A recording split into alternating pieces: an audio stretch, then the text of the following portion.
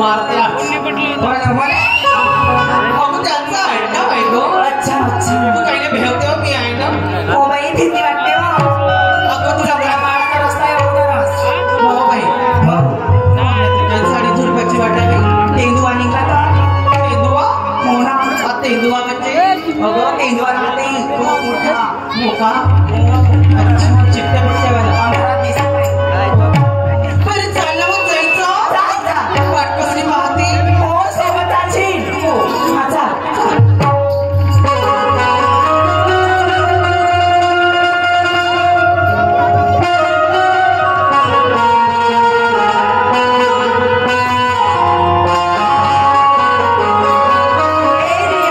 काय गं? जपून जायचं. हो बाई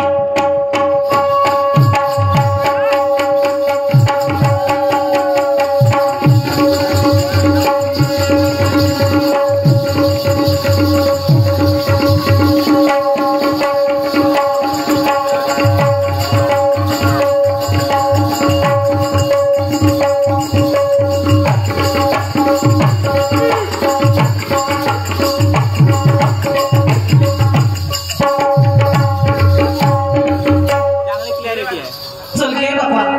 थोडीसा. नाही गो एवढे लोक अच्छा.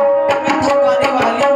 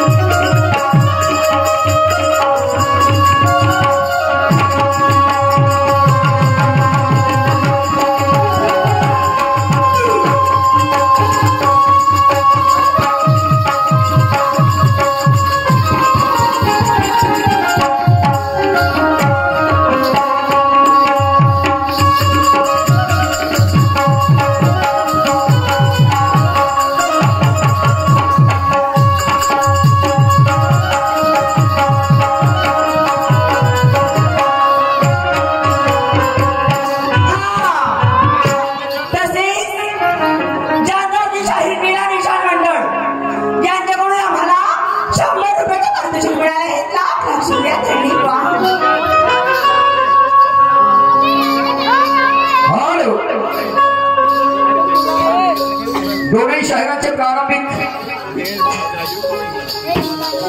गणागोळणीचे काम समाप्त झाले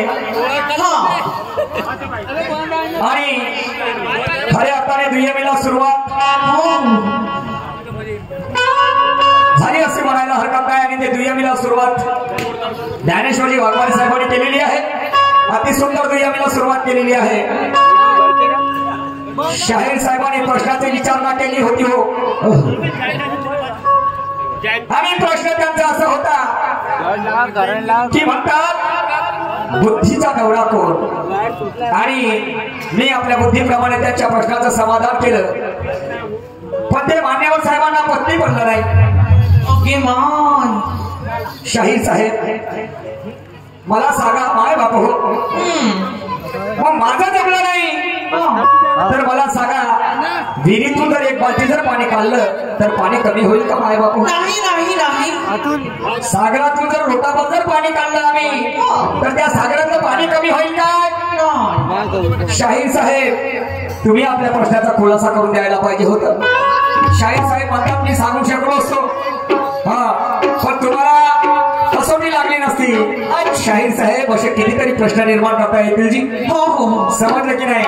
चाला काही हरकत नाही. आणि मी प्रश्नाची विचारणा केली, म्हटलं इथे माणसाच्या दुय्यमी होतात होता आणि होत राहतील, परंतु संतांच्या दुय्यमी अजूनपर्यंत झालेल्या नाही. आणि याच्या पाठीमागचं कारण काय? काय? तर शाहीर साहेब म्हणतात संतांकडे पक्षपात नव्हता, दुय्यमी झाल्या नाही. दिस इज रॉंग. शाहीर साहेब कुठेच जुळलं नाही. पक्षपात म्हणतात आता मी कलगी शाखेचा ज्ञानेश्वर शाहीरराव आणि निशांत शेठ तिरंग्याचा आहे म्हणून यांचे दुय्यम होते, म्हणजे ते वेगळ्या पक्षाचे आहेत, मी वेगळ्या पक्षाचा आहो. शाहीर साहेब आधीच सांगितलं मी, मला सांगा तुर्र शाखेचे बुधा शाहीर आणि अंबादा शाहीर सुद्धा तुर्र शाखेचे, पण यांची गंमत झाली होती कुठे मालूम आहे? कुठे? देवडी सांगवीला. ओके हिंगण्याच्या समोर देवडी सांगवी म्हणून गाव आहे, तिथे दुय्यम झाली होती. मग ते तर एकाच पक्षाचे आहेत, एकाच पक्षाचे आहेत, मग दुय्यम का बरं झाली? शाहीर साहेब तुम्हाला मालूम आहे प्रकाशनाथ पाटणकर आणि किरण पाटणकर त्यांचे गुरु एक होते, परंतु किरण पाटणकर आणि प्रकाशनाथजी पाटणकर यांचा सामना झाला होता, माहित आहे तुम्हाला? आणि तो सामना झाला होता आमच्या वगला मांडर जवळ म्हणून वग गाव आहे, आमदार साहेबांचं वसंतरावजी इचकेलवार. शाहीर साहेब नाही जमलं जी, प्रयत्न करा. शाहीर साहेब ऐसा नाही होता. आणि म्हणून काय म्हणतो आहे जरा लक्ष देऊ नका. शांत चित्ताने बसा बांधवानो मजा फार येणार आहे. शांत चित्ताने बसा बांधवानो मजा फार येणार आहे. आणि एकाची हार तर बंधूंनो जित दुसऱ्याची होणार आहे. भरपूर दिवसाची इच्छा होती तुमच्या गावाला येण्याची, भरपूर दिवसाची इच्छा होती तुमच्या गावाला येण्याची, आणि तुम्हालाही मजा वाटते बांधवांनो दुय्यम तमाशा खरी खुरी शायरी करू आम्ही, आम्हाला गरज नाही बहाण्याची. आणि दोन्ही शाहिरांचं नाव ऐकून इथे बैठक बसली बघा शहाण्याची. शाहीर साहेब तुम्हीही आपल्या डोक्यातून विचार करून टाका, आम्हीच खूप दोन्ही शाहीर खूप विद्वान आहोत, समजलं की नाही? हे बसलेली प्रेक्षक मंडळी हे शाहिरी घराणा आहे, हे देवी बळसा, समजले का नाही? गुरु घराण्याचं गाव आहे. इथे आमच्यापेक्षा ज्ञानी पंडित लोक इथे बसलेले आहेत, आमच्या समोर बसलेले आहेत. आणि म्हणून काय म्हणतो आहे, हा झगडा नसून दोन्ही शाहिरांचा वैचारिक वाद आहे. हा झगडा नसून दोन्ही शाहिरांचा वैचारिक वाद आहे. आणि शाहिरी कशी करावी हे इथल्या लोकांनाही याद आहे. आणि म्हणून या ठिकाणी भजन कीर्तन कव्वाली गोंधळ नसून यांना फक्त शायरीचा नाद आहे. आणि या ठिकाणी आम्हाला बोलावून शायरी करण्याची इथल्या पंच कमिटीने इथल्या लोकांनी संधी दिली, त्याबद्दल माझ्या पार्टीकडून आणि माझ्याकडून त्यांना कोटी कोटी धन्यवाद आहे, धन्यवाद आहे. आणि म्हणून दुरून दुरून आले लोक पाहण्या दुय्यमीची जात, दुरून दुरून आले लोक पाहण्या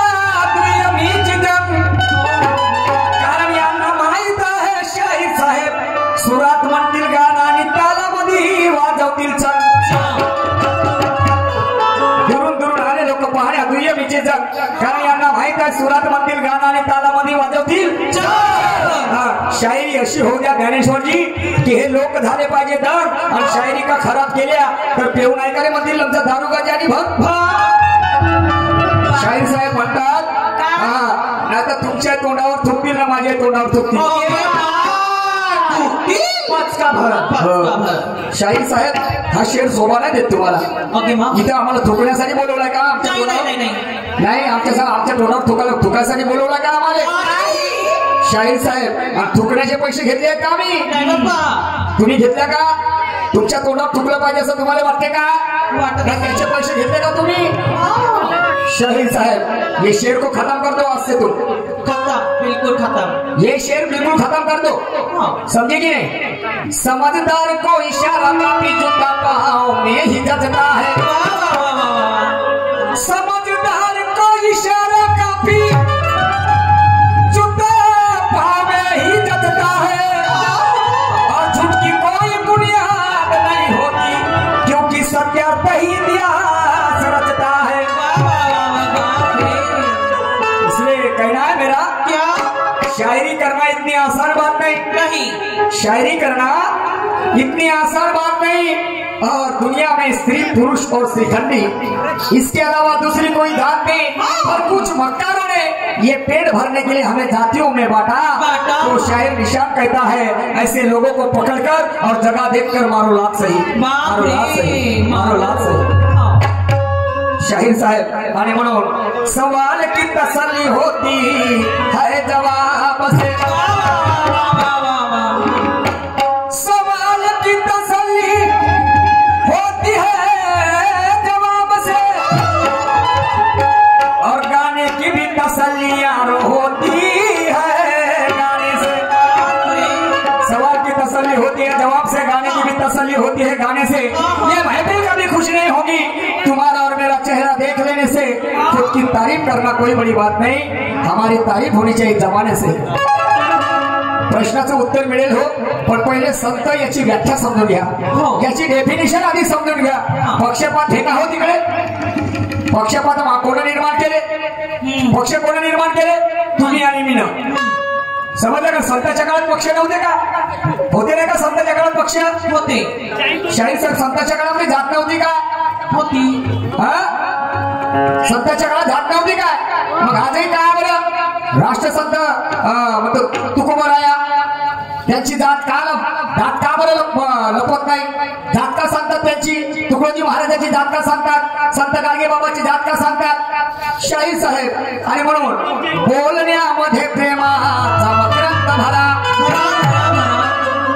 बोलण्यामध्ये प्रेमाचा मकरंद भरा आणि माझं सर्व खरं यावर प्रतिबंध करा प्रत्येक गोष्टीला पर्याय नसतो हो पहिले हे सणासारवर बंद करा शाहीर साहेब तुम्हाला प्रश्नाचं उत्तर नाही जमलं आणि नाही जर दिलं असतं तर काय इथल्या ठेकेदाराने पैसे कापले असते का हो तुमचे पैसे कापले असते का होती पैसे कमी दिले असते ना जमत असेल तर सांगा समजलं की नाही काही हरकत नाही चला प्रयत्नार्थी परमेश्वर चलो असो पण हा दुय्यमचा सामना आहे आणि दुय्यमच्या सामन्याला आम्हाला एकमेकाला बोलावं लागेल बरोबर आहे आणि म्हणून शाहीर साहेबांनी गाणं म्हटलेलं आहे चला काही हरकत नाही आता माझं गाणं काय म्हटलं जरा लक्षात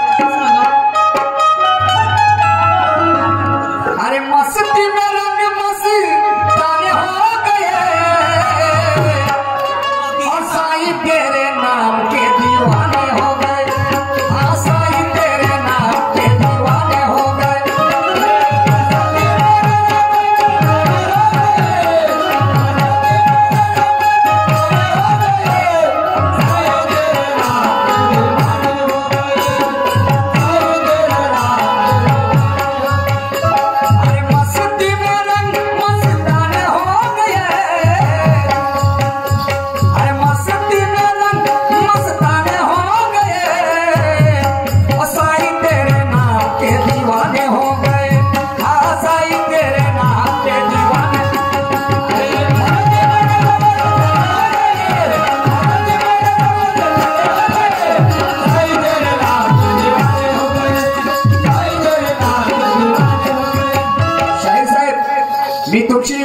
करत नाही आहोत. नाही. समजलं की नाही? हा, तुम्ही जर मला मानत असाल तर ठीक आहे, मी विचाराचा पूजक माणूस आहो. हा, समजलं ना? आजपासून कलगीची शाहीर काय करायला तयार आहोत. काय म्हणताय तुमचं? हा, कलगीचा शाहीर बनेल तरी तुमच्यासोबत दुय्यम करी. ओके हो का?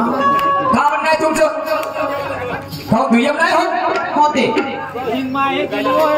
वा रे वा, शाहीर साहेब त्याच्यासाठी विचाराचं पूजक बनावं लागते. समझ के ना? खुद के लिए तो सब जीते हैं, पर दूसरों के लिए जीने में जीवन का सच्चा मिजाज होता है और जमाना उसे प्रणाम करता है जो जमाने के काम आता है. अरे बोलो, विचारतो एक प्रश्न तोडशील का दंडा. हा, विचारतो एक प्रश्न तोडशील का दंडा. ज्ञानेश्वरा, आणि माझ्याकडून देतो तुला एक घंटा, माझ्याकडून देतो तुला एक घंटा.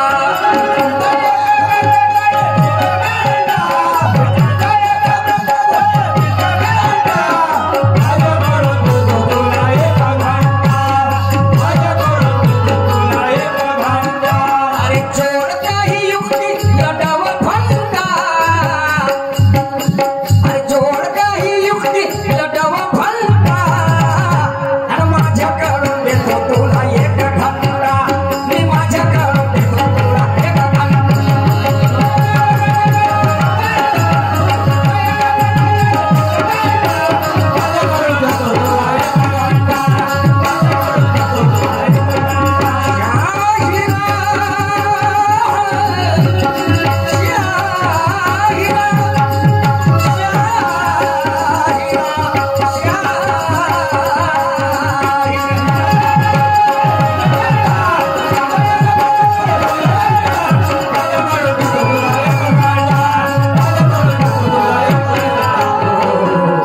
शाहीर साहेब येते ना पुढच्या फेरामध्ये. अरे रे रे रे रे रे. हो, खरं माझं गाड असतं साला. हा, विचारतो एक प्रश्न तोडशील का दंडा, आणि माझ्याकडून देतो तुला एक घंटा. घंटा तुला काय समजलं? नाही, घंटा म्हणजे का समजतो तू? मला एकच घंटा माहित आहे, तो हलवाचा घंटा. हाँ, तो हलवाचा घंटा नहीं. हाँ, मंदिर के घंटा हिलाने से कभी राम नहीं मिलता. और बगा धावा के कभी पत्ता भी नहीं हिलता. अरे गन्ना तो पकड़ लिया हाथ में, पर ध्यान में रखना, हाँ, तुझे छिलटा भी नहीं निकलता. समझलेगा नहीं? तो घंटा नहीं, हाँ, तो वाला घंटा नहीं. मंदिराचा घंटा नाही, घंटा म्हणजे एक तास. अच्छा, तो घंटा हो का? आमचं मराठी वाङ्मय मला शिकवते. घंटा म्हणजे एक तास. हा त्याचा भावार्थ शाहीर साहेब. आणि इकडे तिकडे नको जाता माय बाप हो. हो, नाही तर तुम्ही मोठे शाहीराजी. हो, आम्हाला मालूम आहे तुमची ताकद किती आहे बा म्हणून. समजलं की नाही? पण आम्ही तुमची उडवाळी करत नाही. आणि म्हणून विचारतो एक प्रश्न तोडशील का दंडा.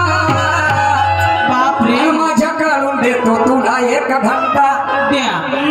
एक घंटा तुम्हाला, एक घंट्याची अवधी आहे आणि एका घंट्यामध्ये माझ्या प्रश्नाचं समाधान तुम्हाला करायचं आहे. समजलं का नाही? जोड काही युक्ती लढाव फंटा,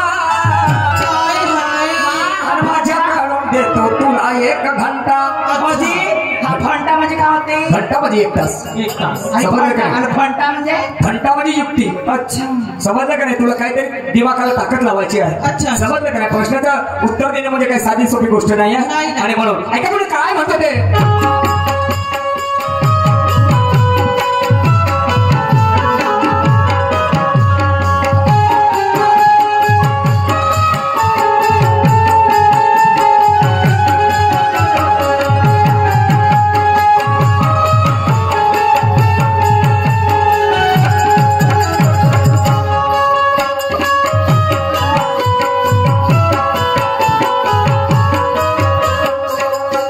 ला ला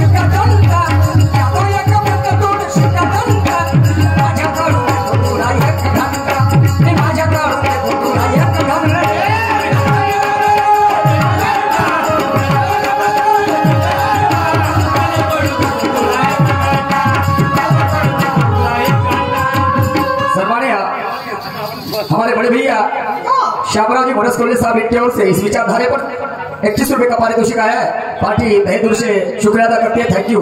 तर शाहीर साहेबांनी पुन्हा शाहिरी गीताच्या माध्यमातून एका प्रश्नाची विचारणा केली. कशी? आणि म्हणतात शाहीर आणि शाहिरी,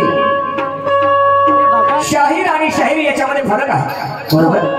तर या शाहीरचे मायबाप कोण आणि शाहिरीचे मायबाप कोण? तर शाहीर साहेब तुम्हाला सांगतो. हा, तर शाहीर जो आहे तर या शाहीरचे मायबाप आहेत. जसं मी शाहीर आहोत, मी शाहीर आहोत, मी शाहिरी करतो. बरोबर. फरक आला की नाही? हा, तर मी शाहीर आहोत तर त्या शाहीरचे मायबाप कोण आहेत? माय आहे कविता आणि बाप आहे संगीत. समजलं की नाही?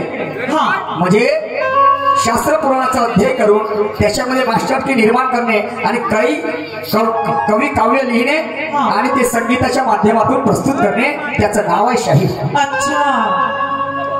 म्हणजे कविता आणि संगीत हे शाहीरचे मायबाप झाले.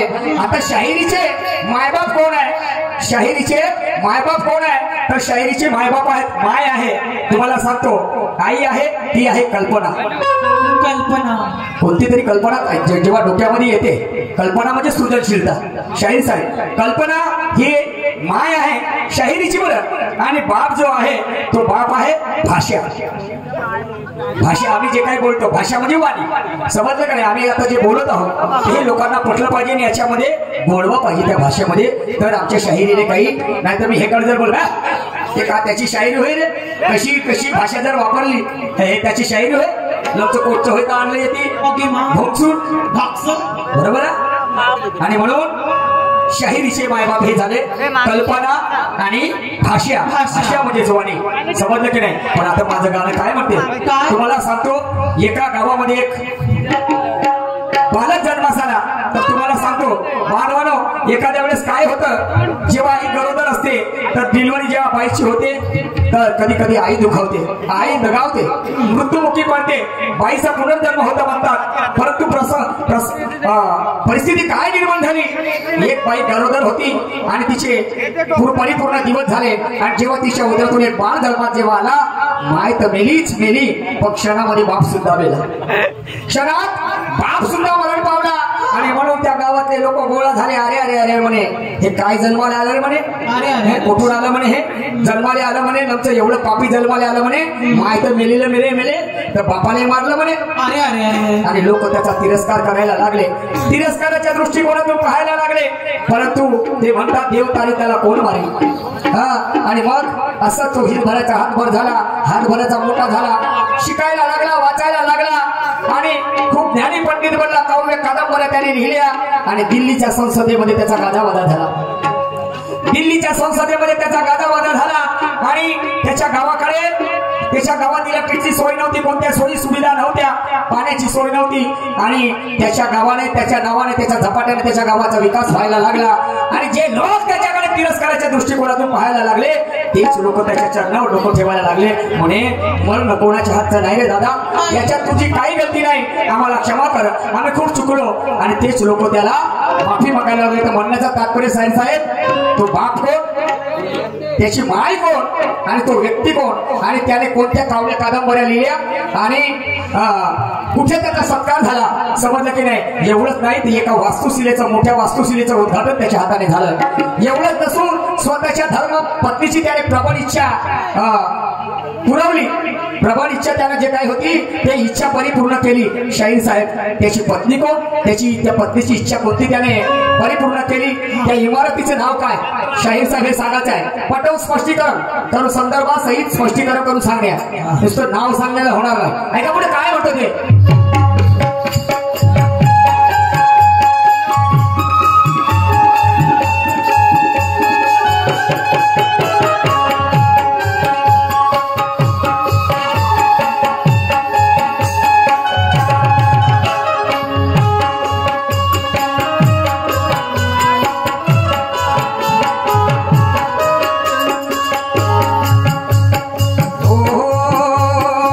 हो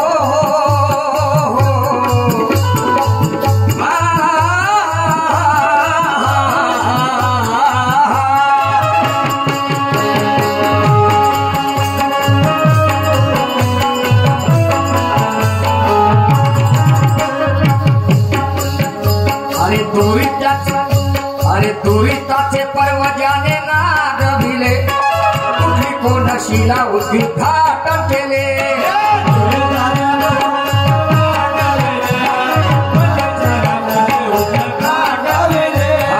दुरिताचे पर्व ज्याने नागविले कुठली कोणाशीला उद्घाटन केले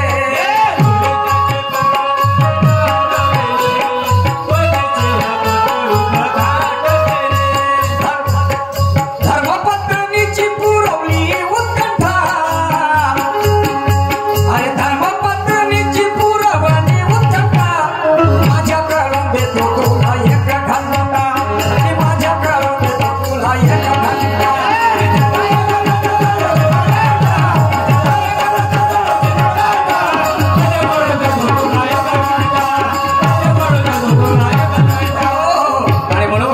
जगी जे जे उत्तम ते स्वीकारावे प्रथम आणि ते जाती धर्म बंधून नेम पाळू नये अरे म्हणून संतांनी जे जे जगात उत्तम होतं ते स्वीकारण्याचा प्रयत्न केला समजलं का नाही जगी जे जे उत्तम ते स्वीकारावे प्रथम आणि ते जाती धर्म नियम पाळू नये माझीची ते श्रेष्ठ आणि इतरांचे कनिष्ठ हे कर्मणवे इष्ट आदर्शाचे करते आदर्शाचे ढोग अंतरी भेदिक आणि मग रंग सम्यक कर्मांताचे अंग त्या म्हणावे का महापुरुषाने घेतले जगातले वेचे आणि त्या परियोगेसाचे प्रवेशले प्रवचले पुरुषोत्तमा संघ सोडू नको त्याचा आणि परी त्याच्या नीतीचा रोध असो परी त्याच्या नीतीचा रोध असो आणि म्हणून आम्हाला हे जातपात डोक्यातून बाहेर काढून आम्ही एक आहोत आणि आमचं काम एक असायला पाहिजे ही आमच्यामध्ये खुद्दारी असायला पाहिजे आणि मग शेवटच्या काळात काय म्हणतोय का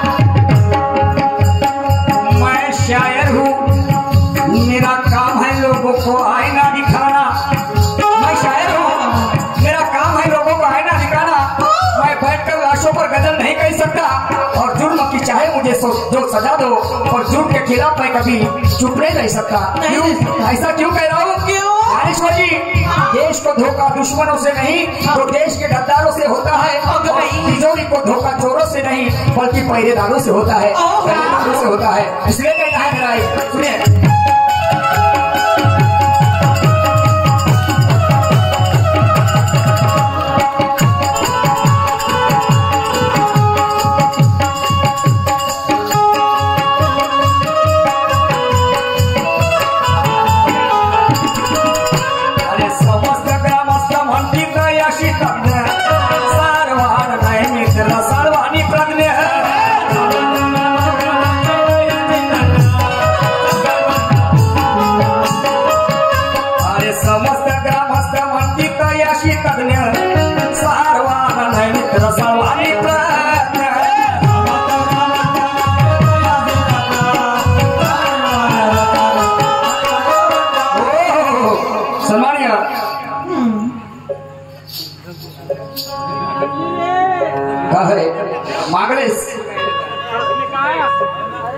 मिथिलेश सहानवर बरोबर मिथिलेश सहानवर अशाकडे आमच्या पार्टीला 31 सुराचा भेट मिळालेला आहे विचारधारेवरती पार्टी आम्हाला त्याचप्रमाणे सुदामजी कोचे बोडोसा सचिव ग्रामपंचायत आमचे आदर्श यांच्याकडे